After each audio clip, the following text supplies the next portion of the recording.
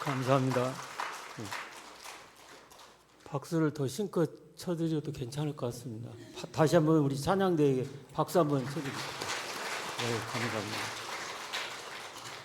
찬양이 참 은혜스럽습니다. 저는 그 예배 때마다 찬양대가 반절을 한다고 늘 생각을 합니다. 찬양으로 이렇게 우리 마음이 열려야 설교 말씀도 들으지, 그렇지 않으면 마음이 닫혀서 말씀이 안 들어오거든요. 오늘 찬양대에 감사합니다. 아주 굉장히 은혜스럽습니다. 우리 운지교회 찬양대 찬양을 이렇게 많이 들어볼 기회가 없었거든요. 근데 오늘 여기 와서 들으니까 너무나도 은혜스럽고 감사합니다. 우리 한번 기도하고 시작하겠습니다. 아버지 하나님, 부족한 종이 이 시간 말씀 앞에 섰습니다. 오직 진리의 말씀만 선포되게 하시고 듣는 귀와 심령을 열어주셔서 주님이 들려주신 음성을 들을 수 있는 복을 나리워 주옵소서. 믿고 행하는 자에게 약속하신 은혜로 채워주시옵소서. 예수님 이름으로 간절히 기도드립니다. 아멘.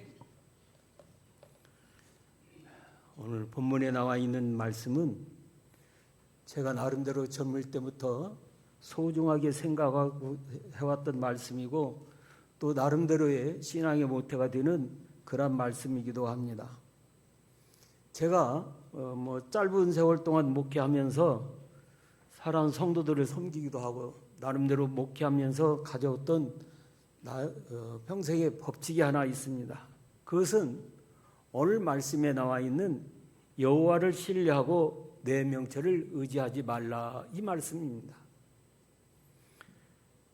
오늘날 많은 사람들은 학연을 자랑하고 지연을 자랑하고 스펙을 자랑하고 또 어떤 분들은 자녀 형제들을 자랑을 합니다. 명예 자랑도 하고 권세 자랑도 합니다. 그것은 그만큼 내가 자랑할 만큼 나름대로 믿고 의지한다는 것이 되겠습니다. 명철을 의지하지 말라는 이 말씀은 인간적인 것을 의지하지 말라, 이 말입니다. 말하기는 쉽지만 행동하기는 어려운 일이에요. 저도 자랑을 많이 하거든요. 때로는 이만큼이라도 자랑거리가 없는가 싶어가지고 기회가 되면 때는 이때다 하고 자랑을 해요. 어쩌면 우리 인간의 본능입니다, 그것이. 잘난 척 하고 싶은 것. 그런데 그것 하지 말라, 이런 말씀입니다. 우리의 본능이고 하고 싶은 것 하지 말라는 거예요. 어쩌면 오늘날 우리가 살고 있는 이 시대는 자기 광고 시대, 자기 PR 시대라고 이야기를 합니다. 나는 이것도 잘하고 이만큼 공부되었고 이렇게 똑똑하고 내 주위에는 이렇게 훌륭한 사람도 많고 이것을 자랑하는 시대라고 그래요. 근데 성경은 그거 의지하지 말라, 이렇게 말씀하고 있습니다. 명철을 의지하지 말라는 말씀이 신앙 고백으로 자리 잡히게 되면 우리는 어떠한 상황 속에서도 흔들리지 않게 됩니다. 또한 그러한 믿음을 가지고 살게 되면 그러한 확신과 믿음을 가지게 되는 것입니다. 이 신앙의 기본 자세가 잡히면 어떠한 상황에서도 언제든지 다시 시작할 수 있다는 그러한 은혜를 하나님께서 주십니다.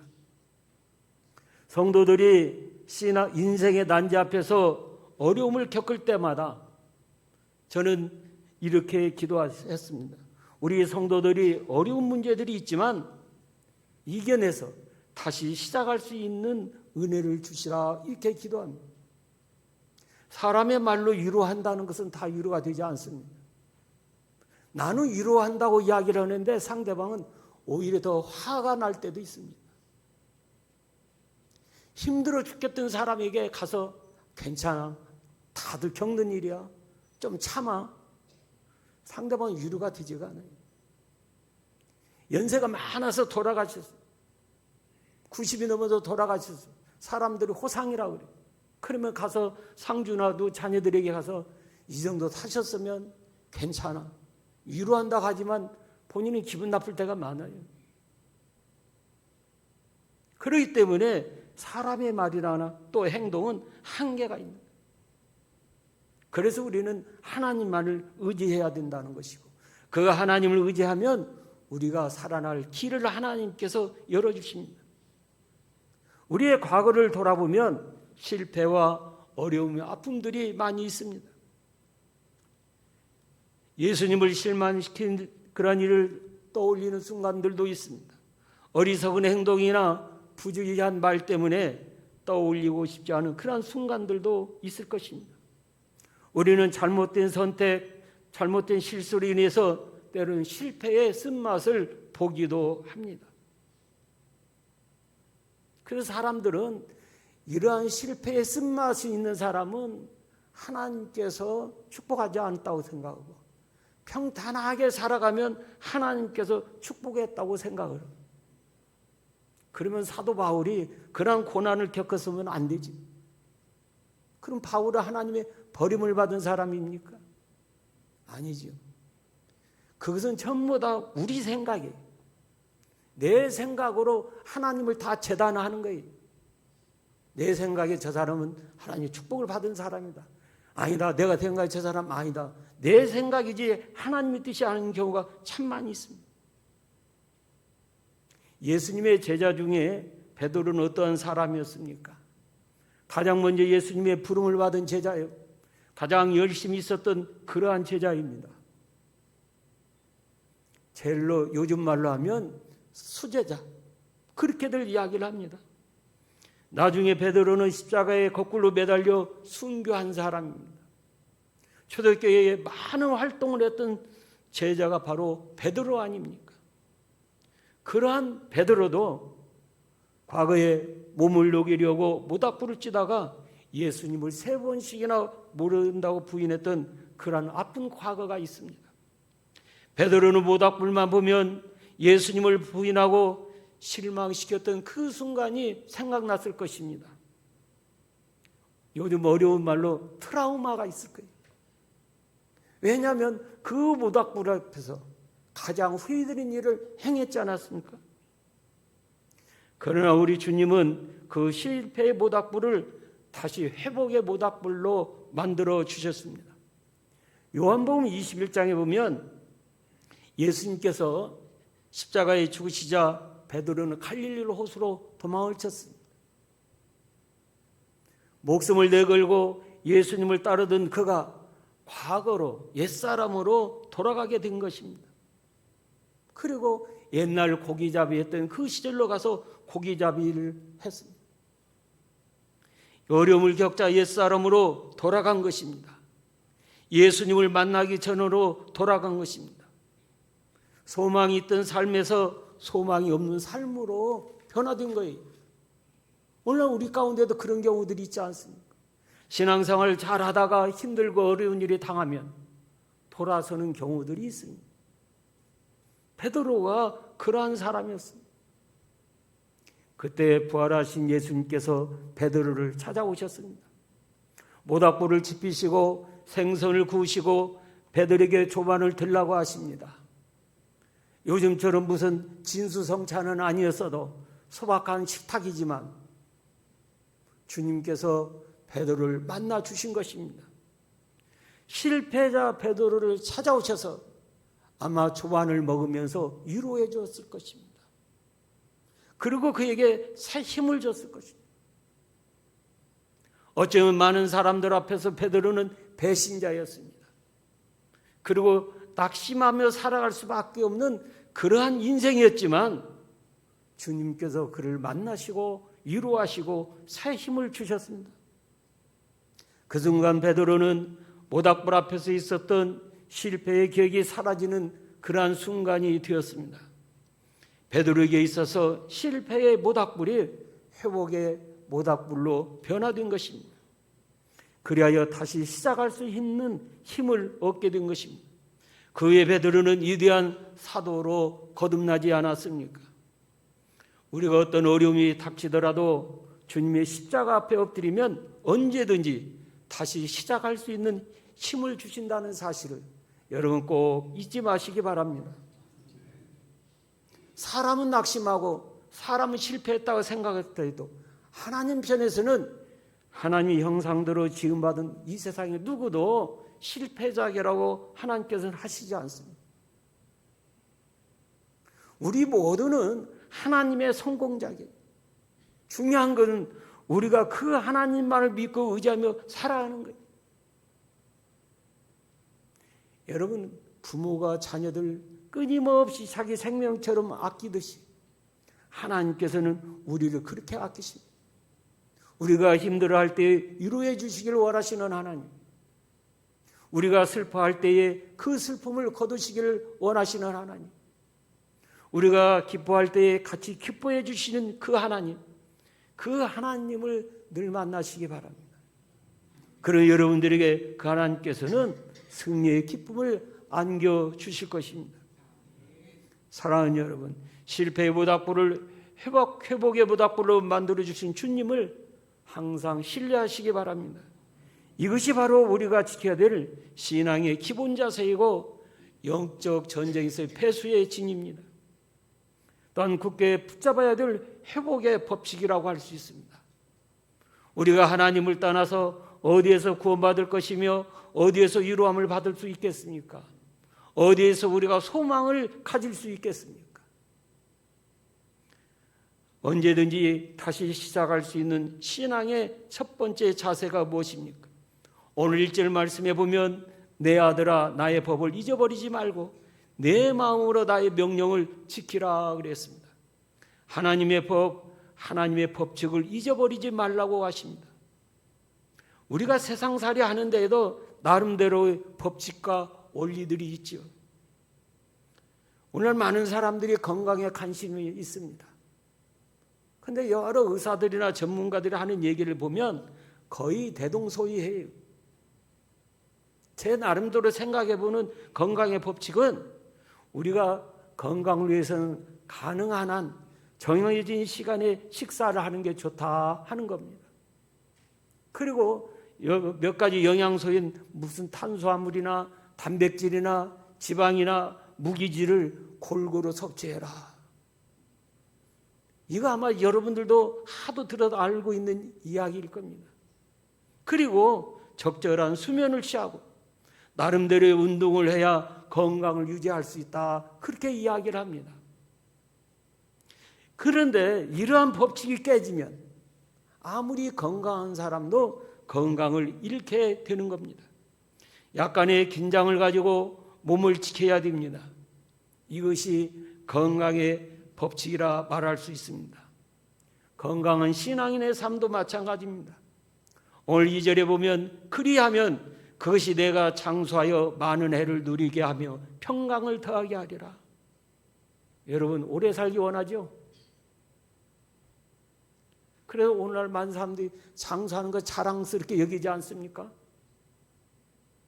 뭐 9988이라고 늘 이야기하는데 아마 그 마음 같아서는 100살 넘게 살기를 원할 겁니다. 저도 오래 살고 싶어요. 여러분 장수하시기 바랍니다. 그런데 여기 말씀에 그렇게 하려면 그랬어요. 무언가 하면 그렇게 된다고 말하는 겁니다. 여기에서 그리하면 이 말은 하나님의 법을 잊지 않고 명령을 지키면 그런 말입니다. 다시 말하면 하나님의 말씀대로 살면 장수의 복과 평강을 주신다는 것입니다. 여러분 이 사실을 믿으십니까? 그럼 맨날 의사들이 말하는 건강식품만 먹으려고 하지 마시고 하나님의 말씀도 많이 먹고 행하세요. 그러면 여러분들 평안해지고 그리고 장수한다고 말씀하고 있지 않습니까? 이 말씀들이 여러분의 심령 깊이 새겨지기 바랍니다. 이것이 확실해야 신앙의 기본이 흔들리지 않고 언제든지 어떤 상황 속에서도 다시 시작할 수 있는 힘을 가질 수 있는 것입니다. 그리고 6절에서는 너는 범사에 그를 인정하라. 그리하면 내 길을 지도하시리라 그랬습니다. 하나님을 인정하라는 거예요. 모든 일, 범사는 모든 일을 말하는 거죠. 우리가 흔히 그러지 않습니까? 나가나 들어가나 어느 곳에 어떤 일을 행하든지 하나님을 인정하라 하는 것. 우리의 삶이 흔들리고 삶의 방향이 정해져 있지 않을 때 이 말씀을 그대로 실천하면 누구나 삶의 궤도를 탈선하지 아니하고 삶의 시행착오를 줄일 수가 있습니다. 이 법칙대로 살면 우리가 만나게 되는 수많은 어려운 문제를 돌파할 수가 있는 것입니다. 하나님께서 우리를 위하여 계획하시고 예비하신 길이 있음을 확신하시기 바랍니다. 어느 목사님이 그러한 이야기를 하는 것을 제가 들어봤어요. 자신의 실패담을 이야기하면서 제가 오늘 아침에도 우리 애들이랑 우리 식구랑 있는 자리에서 그 얘기를 했어요. 어느 목사님이 그 얘기를 해요. 이분이 교회에서 사역을 하는데 부목사님이었던 것 같아요. 근데 대학원 석사과정의 시험을 보게 됐어요. 그래서 교인들한테 다 얘기를 했어요. 본인은 대학원 들어가려고 확신을 했어요. 그리고 교회 일을 잠시 멈췄어요. 그런데 떨어졌대요. 얼마나 창피스러운지. 그 아버님이 목사님인데 아버님이 목회하는 교회에서 고개를 들 수가 없었다는 거예요. 그래서 1년 동안 목숨을 걸고 공부를 했대요. 그래서 이제 대학원을 들어가게 됐어요. 근데 여기서 중요한 것은 뭐냐면 그게 대학원 떨어진 것이 그때는 정말로 막막했는데 인생의 끝자락에 온 것처럼 보였는데 하나님께서는 다른 길을 예비해 놓고 있더라는 겁니다. 내가 그 과정을 통했기 때문에 오늘날 내가 이렇게 이 자리에서 목회를 할 수 있다 그런 얘기를 하는 걸 봤어요. 어떠한 형편에 어떠한 모습으로 힘든 일이 여러분 앞에 있어도 그게 끝이 아니에요. 하나님께서는 그것을 통해서 새로운 길을 우리에게 예배해 주신다는 사실을 여러분 꼭 잊지 마시기 바랍니다. 내가 포기하기 때문에 문제예요. 하나님께서는 포기하지 않으시는데 내가 포기를 해버려요. 그렇기 때문에 우리는 실패의 연속인 겁니다. 여러분 이 말씀을 붙들고 생활 속에 적용하고 실천하기만 하면 좋으신 하나님께서는 우리를 선한 길로 인도해 주십니다. 이것이 바로 영적 법칙입니다. 그 말씀의 능력을 여러분들의 인생 가운데서 체험하시기를 바랍니다. 우리가 하나님을 범사에 인정한다는 것은 어떤 뜻이겠습니까? 하나님의 주권을 믿고 무슨 일이 있으면 하나님께 여쭤보는 것입니다. 하나님께 물어보라는 것입니다. 우리에게 갑자기 예상치 못한 일이 일어날 수도 있고 새로운 환경에 처할 수도 있습니다. 그럴 때마다 하나님께 계속 물어보라는 것입니다. 하나님께 묻는다는 것은 사람을 의지하지 않는 겁니다. 우리가 다급하면 사람을 찾아가잖아요. 가장 가까운 사람한테 전화를 하잖아요. 그리고 내 길을 물어보는 거예요. 여러분 사람이 사람의 길을 늘 좋은 길로만 항상 안내해 줄 수 있습니까? 우리는 예수를 믿는다고 하면서도 하나님께 물어보는 것이 아니라 사람을 의지하고 사람께 물어봐요. 그러면 결국 멸망의 길로 갈 수밖에 없는 겁니다. 오늘 말씀을 준비하다가 사울과 다윗의 생애를 살펴봤습니다. 사울은요 왕의 자리도 싫다고 했던 겸손한 사람입니다. 사무엘이 그를 왕으로 세우려 할 때에 싫다고 도망쳤던 사람이에요. 그게 사울왕입니다. 얼마나 겸손한 사람인지 몰라요. 그런데 사울왕의 인생은 실패하지 않았습니까? 다윗왕은 당연히 성공을 했습니다. 사울왕이 실패한 원인은 결정적인 순간에 하나님께 묻지 않았기 때문입니다. 그가 하나님께 묻지 않아서 생긴 비극은 말로 다 할 수 없습니다. 하나님께 묻지 않을 때에 후회하게 됩니다. 역대상 10장 13절 보면 사울이 죽은 것은 여호와께 범죄하였기 때문이라. 그가 여호와의 말씀을 지키지 아니하고 또 신접한 자에게 가르치기를 청하고 여호와께 묻지 아니하였으므로 여호와께서 그를 죽이시고 그 나라를 이새의 아들 다윗에게 넘겨주셨더라.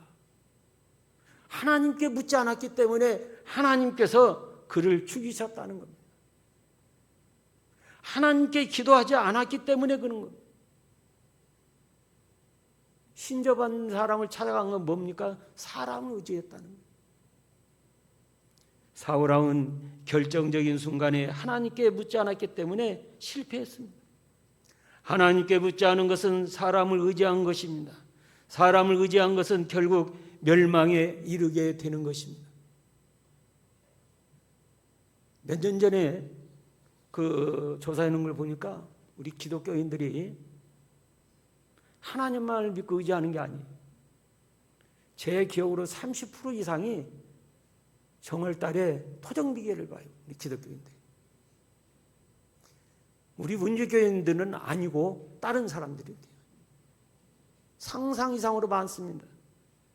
풍수지리 안 봅니까? 기독교인들도 많이 봐요. 묘자리가 어떻고 저떻고 이거 다 봅니다. 여러분 묘자리 쓸 때 직원들 불러다가 잡고 하잖아요. 그 풍수지리를 믿는 거예요. 무슨 관상을 본다. 요즘 젊은 사람들은 타로점을 치고 뭐 별의별 걸 다 해요. 근데 그 가운데 기독교인들도 엄청나게 많아요. 하나님을 믿는다고 말할 수가 없어요. 겉으로는 기독교인이지만 실질적으로는 아니에요. 하나님의 영광을 가리우는 사람들이에요. 하나님을 욕먹이는 사람들이에요. 그런 사람. 반면에 다윗이 영적으로 성공한 것은 하나님께 물어봤기 때문입니다. 사실 도덕적으로나 윤리적으로 보면 다윗은 사울보다 제 계산으로는 더 나빠요.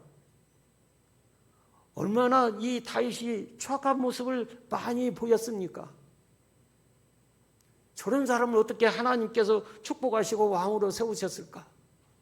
어떻게 저 사람에게 하나님께서 은혜를 베풀어 주셨을까? 우리 사람의 눈으로 보면 사울이 훨씬 낫습니다.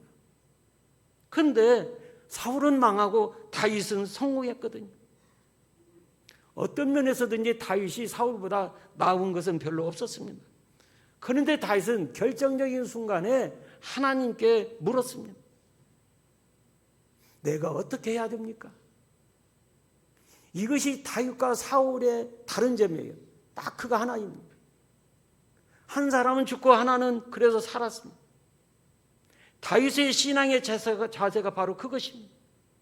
사무엘상 23장 1절 이하에 보면 사람들이 다윗에게 전하여 이르되 보소서 블레셋 사람이 그 일날을 쳐서 그 타작마당을 탈취하더이다 하니 이에 다윗이 여호와께 묻자와 이르되 내가 가서 이 블레셋 사람들을 치리이까?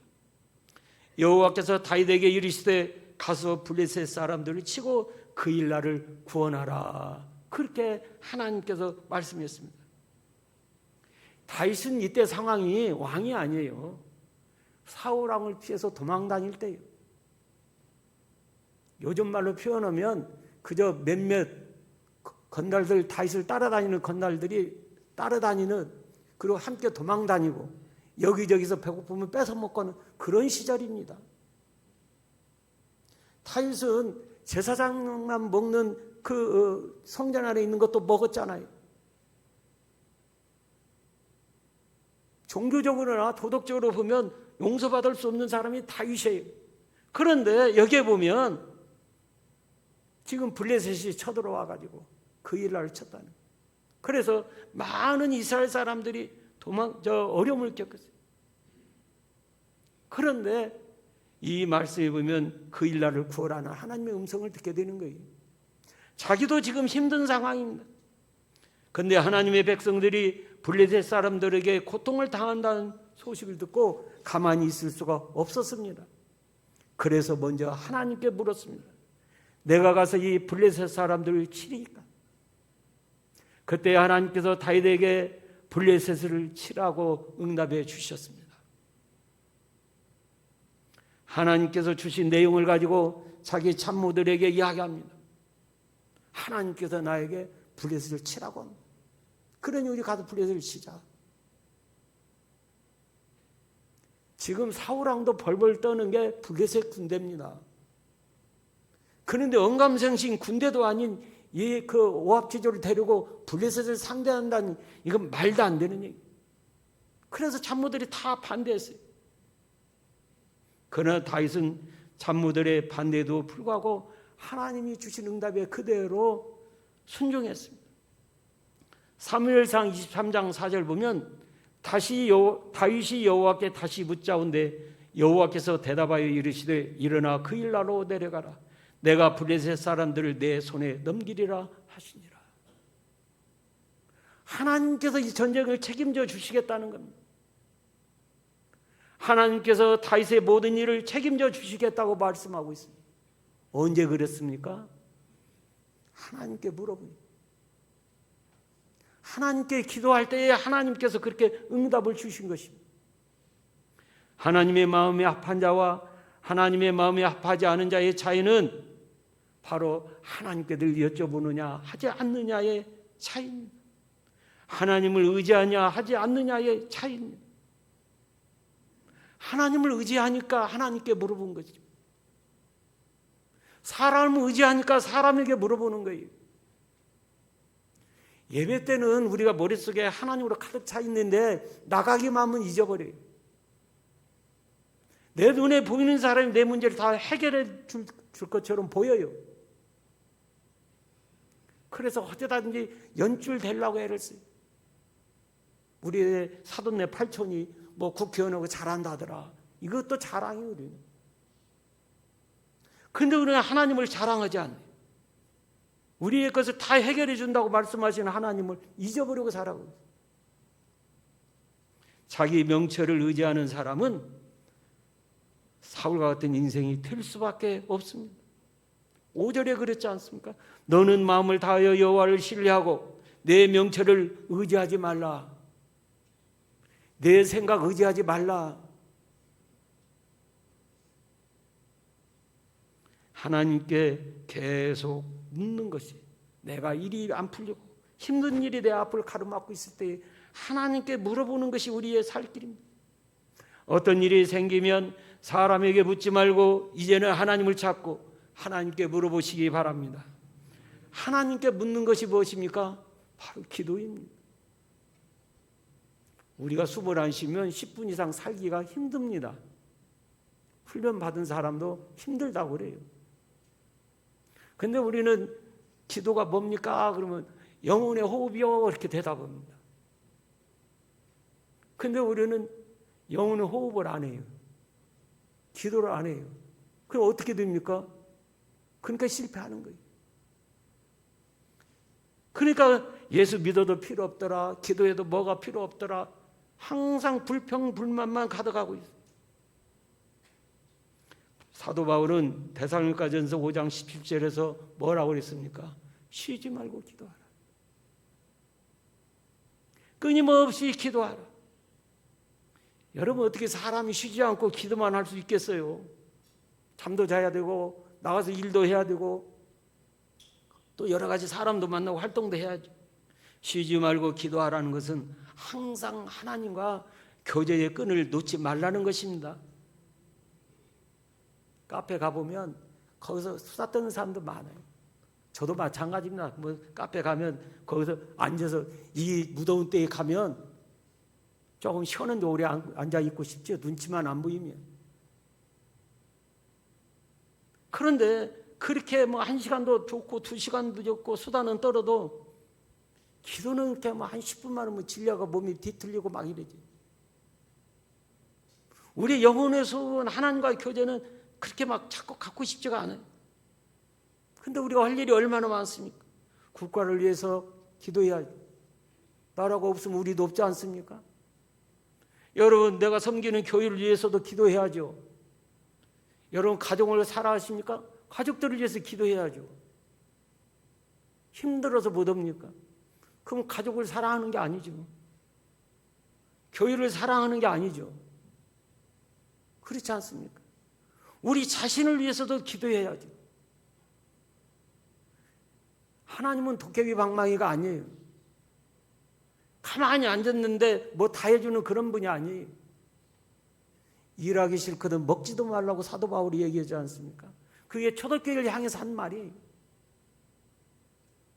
나가서 때 되면 일도 하고, 그러니까 밥벌이도 하고 하나님과 교제의 끈도 늘 갖고 하라는 거예요. 다 같이 하라는 거예요.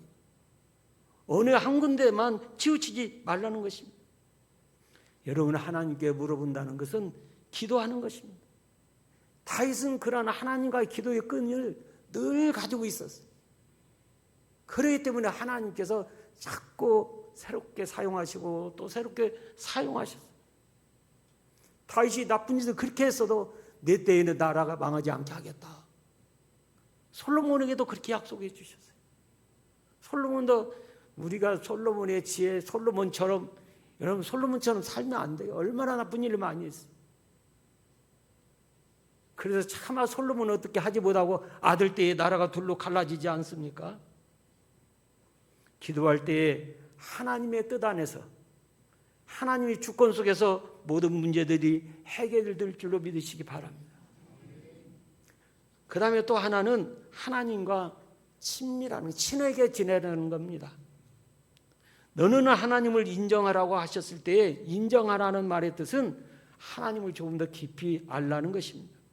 하나님과 더 친밀해지고 하나님과 가까워지기를 바랍니다.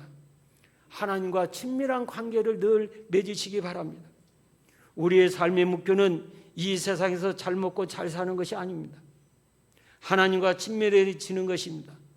세상 사람들은 이 세상에서 잘 먹고 잘 사는 것이 삶의 목표일 것입니다. 그런 경우들이 많아요. 그러나 예수 그리스도를 믿는 우리의 목표는 주님과의 관계입니다. 제가 목회하면서 안타까운 것 중에 하나는 성장하지 않는 성도를 보는 것입니다. 모든 만물은 성장하게 됩니다. 여러분, 논밭에 심은 농작물도 가뭄이 있고 장마가 져도 시간이 지나면 성장해서 열매를 맺습니다. 우리 신앙인도 마찬가지입니다. 오랫동안 신앙생활을 했으면 예수님과의 관계가 깊어야 되고 신앙의 성숙함이 있어야 됩니다. 성숙한 신앙인은 신앙의 열매를 맺습니다. 여러분 모두가 성숙한 신앙인이 되시기 바랍니다. 그렇지 못한 모습을 볼 때에 참으로 안타깝습니다. 그래서 사도 바울은 주님의 심정을 가지고 하나님과의 관계가 얼마나 중요한지 이렇게 말합니다. 빌립보서 3장 8절 보면 또한 모든 것을 해로 여김은 내 주 그리스도 예수를 아는 지식이 가장 고상하기 때문이라. 내가 그를 위하여 모든 것을 잃어버리고 배설물로 여김은 그리스도를 얻고 그 안에서 발견되려 함이니 그랬어요. 사도 바울은 얼마나 훌륭한 지식인입니까? 명예도 있고 권세도 있고 정말로 모든 사람들이 부러울 만한 그런 가문의 사람이 바로 이 바울이었습니다. 그런데 그가 예수를 만난 다음에 그 모든 것을 배설물로 여긴다는 거예요. 모든 걸 배설물로 여긴가 하나님과 나와의 관계만 살아있는 거예요. 그 어떤 것도 하나님과 나와의 사이를 갈라놓는 것, 그것을 용납하지 말라는 겁니다. 하나님과 나와의 관계를 끊어놓는 것 중에는 가족들도 있을 수 있어요. 재물이 될 수도 있습니다. 내가 가장 사랑하는 것들이 하나님과 나와의 관계를 끊어놓는 경우가 많이 있어요. 여러분, 내가 하나님을 아는 것, 하나님과 하나 되는 것, 그것 외에는 다른 모든 것은 배설물로 여기시기 바랍니다. 오늘 주님과 나 사이에 친밀함을 가로막는 것이 무엇인지를 생각하고 그것을 바로 잡으시기를 늘 바로 잡을 수 있는 은혜 받기를 바랍니다. 내가 신앙생활을 하는데 방해가 되는 것은 벌이라는 것입니다. 신앙 성장을 이루는데 방해되는 것은 벌이라는 것입니다. 그래야 성숙한 신앙인이 될 수 있습니다. 오늘 6절 보면 너는 범사에 그를 인정하라 그리하면 내 길을 지도하시리라 했습니다. 하나님은 오늘 함께 예배하는 여러분의 길을 인도하실 것입니다. 이것은 예외 없는 하나님의 법칙입니다. 우리의 삶의 여정 가운데 어떤 길은 막히기도 하고 어떤 길은 패이기도 하고 어떤 길은 골짜기와도 같을 것입니다. 어떤 길은 낮아졌다 높아졌다 하면서 수많은 일들이 여러분 앞에 장애물로 나타날 때가 있습니다. 길을 지도한다는 말의 원어를 보면 하나님께서 우리의 장애물을 치워주신다는 그런 것입니다. 막힌 길을 열어주신다는 겁니다. 사랑하는 여러분, 우리 앞에 여러 가지 장애물들이 있어도 하나님이 치워주시면 되는 것입니다. 우리가 알 수 없는 신비로운 일들이 우주 공간에서 끊임없이 일어나듯이 여러분의 장애물을 해결하실 것입니다. 수많은 길들을 새롭게 열어주실 것입니다. 닫힌 문은 열어주시고 거친 길은 부드럽게 해주십니다. 위험한 길은 안전하게 하실 것이며 외로운 길은 친밀하게 통행해 주실 것입니다. 기적을 행하시는 주님을 믿고 주님을 더욱 가까이 하시기를 바랍니다. 우리의 삶의 실패를 회복으로 바꾸시는 주님을 신뢰하고 인생의 어려운 문제를 하나님께 항상 여쭤보며 나아가시기 바랍니다. 주님과 더욱 친밀하여서 어떤 장애물도 어떤 문제도 채워주실 것을 확신하며 기도하시기 바랍니다. 사랑하는 여러분, 어떤 악조건과 불리한 상황에서도 자신의 판단과 경험을 내려놓고 무릎으로 주님을 만나시기 바랍니다. 신앙의 기본적인 위치에서 벗어나지 않는 길은 오직 주님만 바라보는 길임을 늘 기억하고 언제 어디서나 주님과 통행하는 여러분들이 되시기를 주의 이름으로 축원합니다.